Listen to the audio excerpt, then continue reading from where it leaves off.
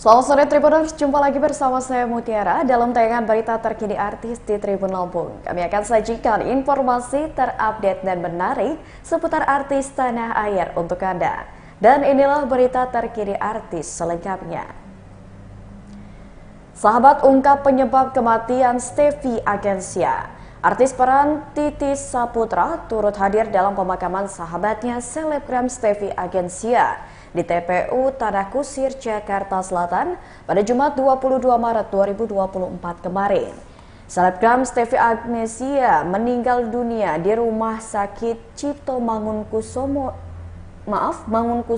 Jakarta Pusat pada Kamis 21 Maret 2024 lalu. Stevie Agensia merupakan mantan istri dari Samuel Rizal. Jenazah Stevie Agensia dimakamkan di TPU Tanah Kusir, Jakarta Selatan pada Jumat 22 Maret 2024 siang. Namun penyebab kematian Stevie Agensia pun masih menjadi misteri. Dalam proses pemakaman, tidak hanya Titis Saputra saja yang hadir, sederet artis juga mengantarkan jenazah Stevie Agensia ke tempat peristirahatannya. Di antaranya ada Tia Aristia, Fuji, Violencia Jeanit, dan masih banyak selebritas lainnya.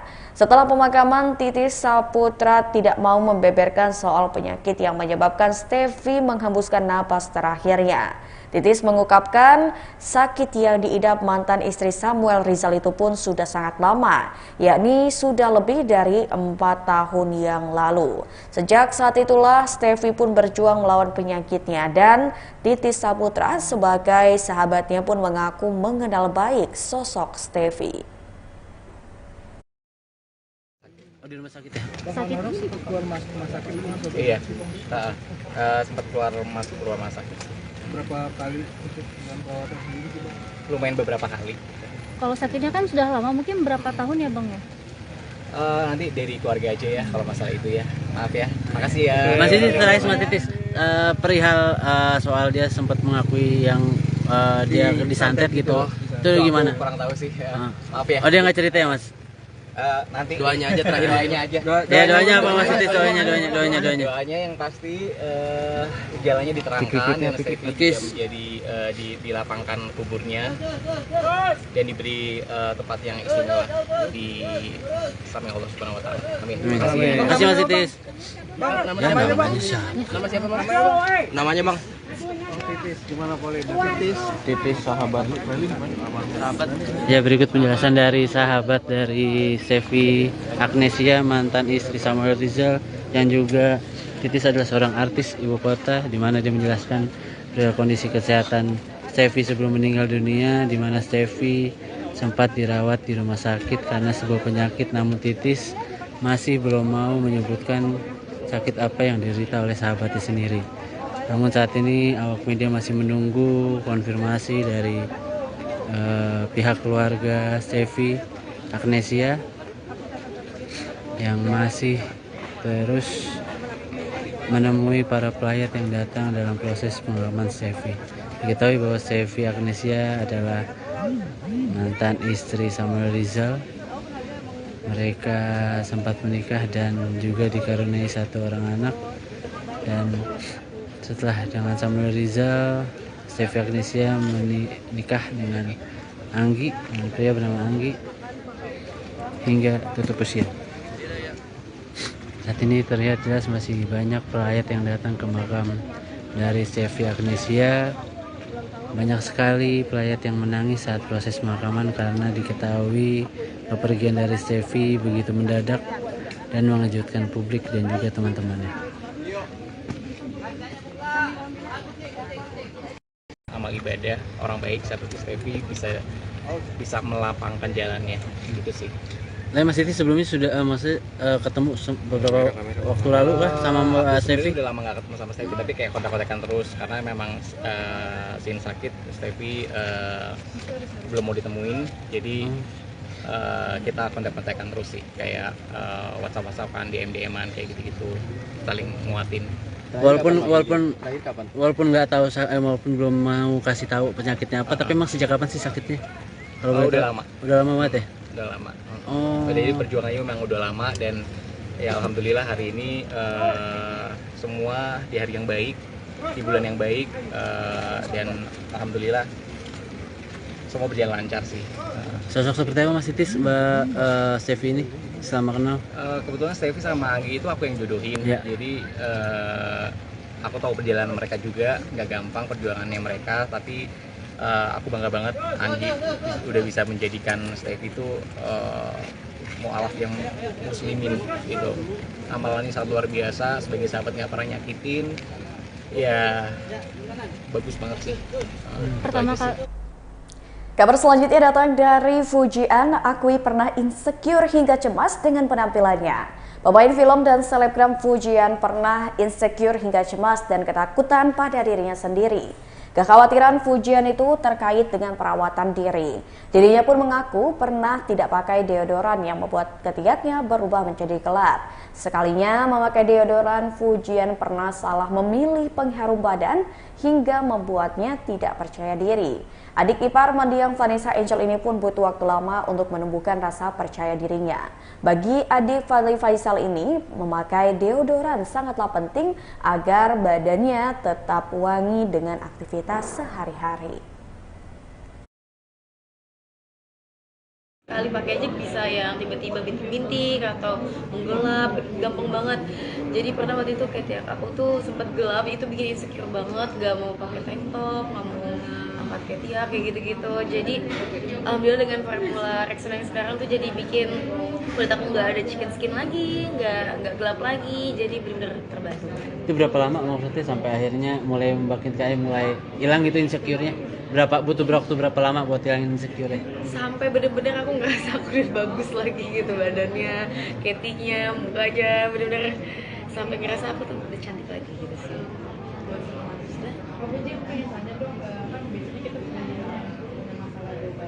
Kalau dari company sendiri ada cara sendiri nggak sih buat Aduh, pernah ngerasain lagi, sebenarnya bingung juga ya kak. Paling kalau misalnya kayak gitu ya, kalau misalnya kita sayang banget ya, kita sayang banget sama temennya ya, kita kasih aja Rexona, atau kita pas lagi ulang tahun kita kasih parfum. Itu kalau nggak deket-deket banget, bingung juga ya, kasihan jaga perasaannya. Itu sih paling. Oke, terima kasih. Kak Fuji, beruntung Kak Fuji tadi mendengar berita Kak Steffi. Jangan lupa.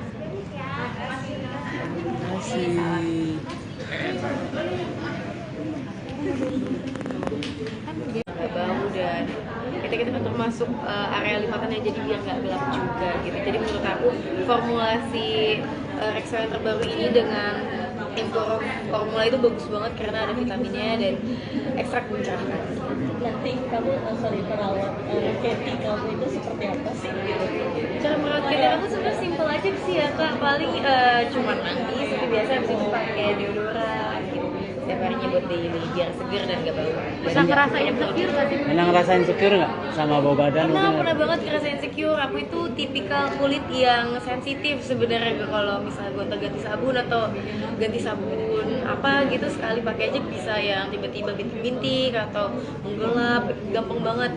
Jadi pernah waktu itu kayak aku tuh sempet gelap, itu bikin insecure banget, gak mau pakai tank top, gak mau angkat ketiak kayak gitu-gitu. Jadi alhamdulillah dengan formula Rexona yang sekarang tuh jadi bikin kulit aku nggak ada chicken skin lagi, nggak gelap lagi, jadi benar-benar terbantu. Itu berapa lama maksudnya sampai akhirnya mulai membuat kayak mulai hilang gitu insecure-nya? Butuh waktu berapa lama buat hilangin insecure-nya? Sampai bener-bener aku ngerasa aku udah bagus lagi gitu badannya, ketiknya, mukanya, bener-bener sampai ngerasa aku tuh udah cantik lagi gitu sih.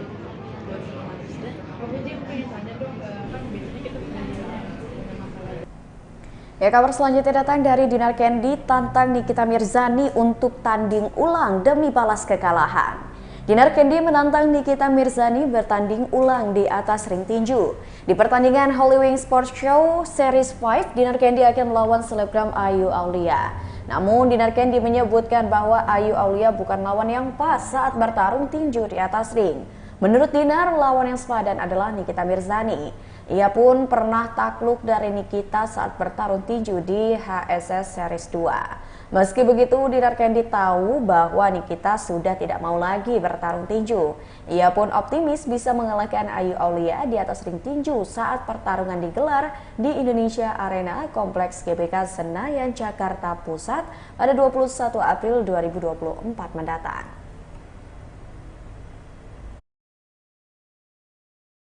siapa? Aku bilang ini ada selebgram kayak gitu, dikirimin profilnya, ya boleh lah kayak gitu.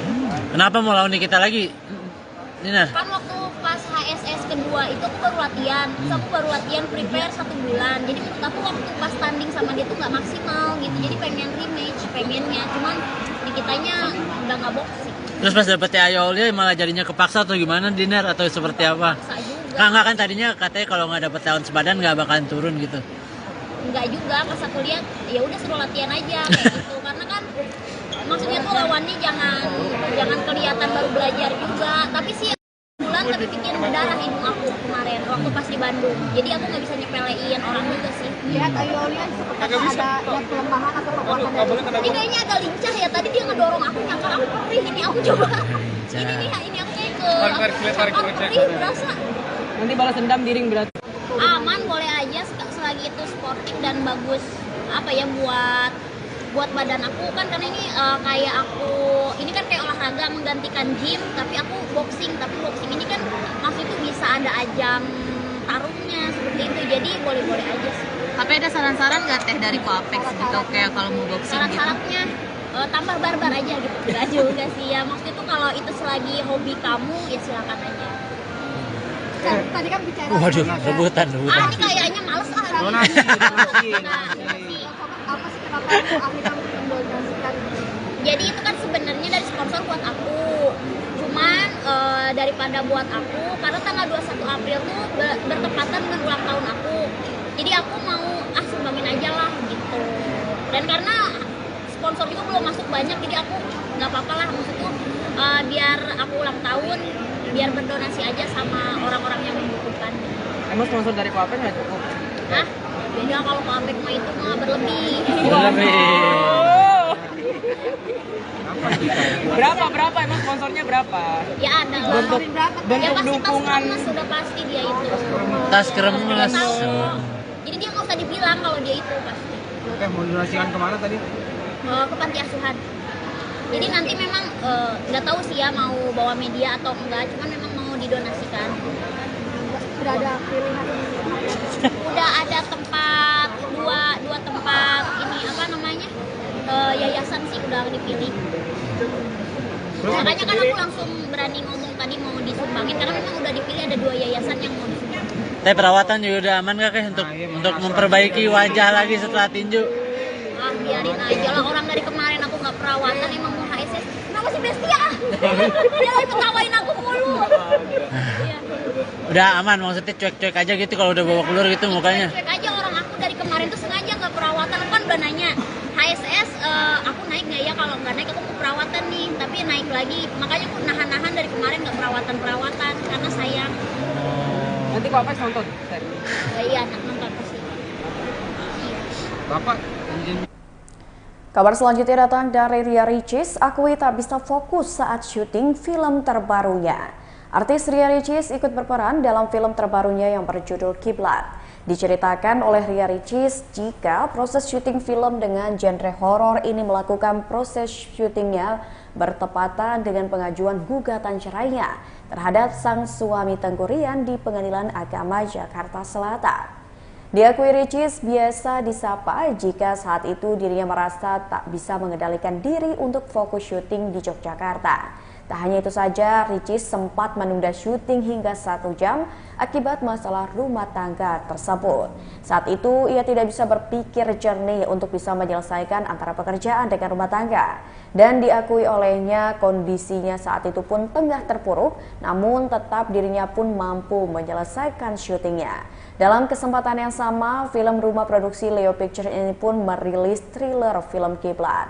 Adapun film Kiblat yang disutradarai oleh Bobby Prasetyo ini dibintangi oleh Arbani Yasis, Yasmin Neper, Ria Ricis, Hana Saraswati, Dennis, dan masih banyak artis lainnya. Badannya gimana nih Bu habis lahiran? Surprise ya. Masih kayak gadis ya ternyata. Dan alhamdulillah dipercaya lagi bawain film horor. Ya mungkin karena emang kasih horor juga ya, jadi emang kemarin jadi saya jadi setan, sekarang jadi setan gak ya kan aku Ji, tantangan di saat proses syuting seperti tantangannya seperti apa nih? Tantangannya di syuting kali ini yang pertama tentu mental ya dan mood, karena memang gak gampang menjalankan film horor.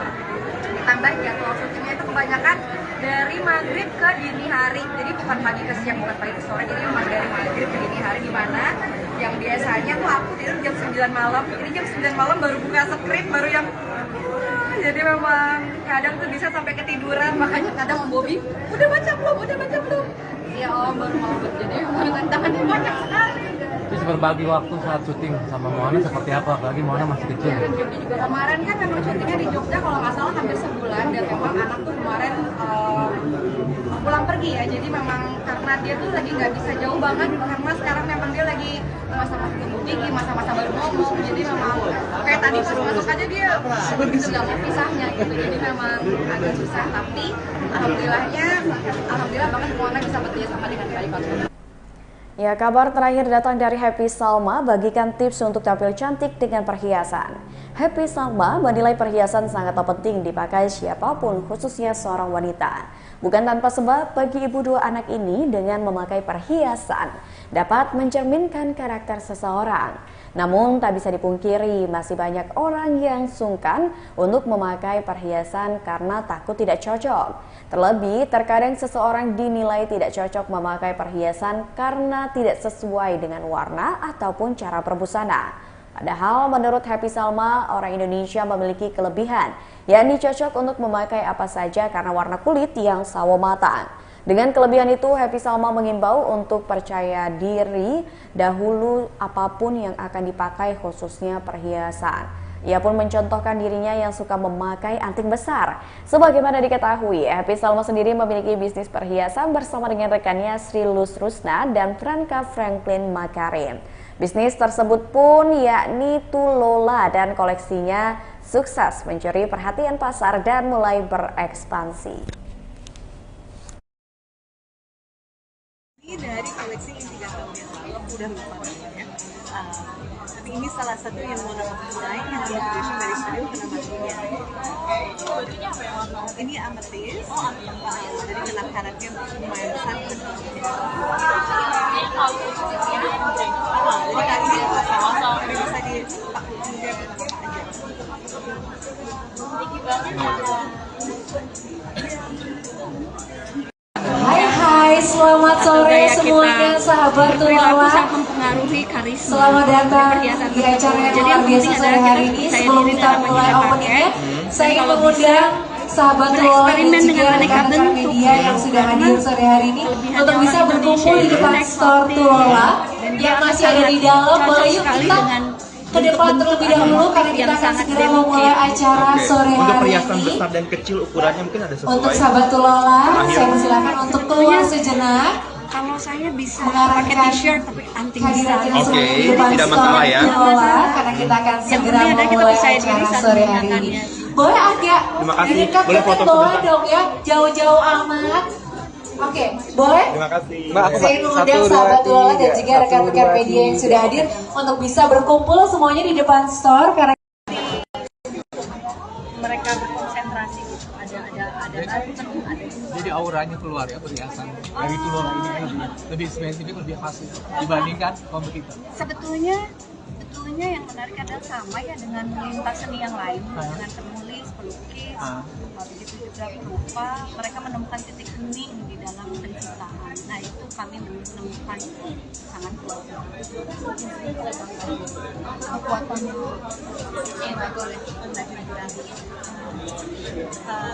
memang yang kita specialize di studio. Baiklah Tribuners, itulah tayangan berita terkini artis bersama saya Mutiara. Nantikan tayangan terupdate lainnya hanya di YouTube Tribun Lampung Just Video dan juga aplikasi Tribun X. Saya Mutiara pamit undur diri. Selamat sore dan sampai jumpa.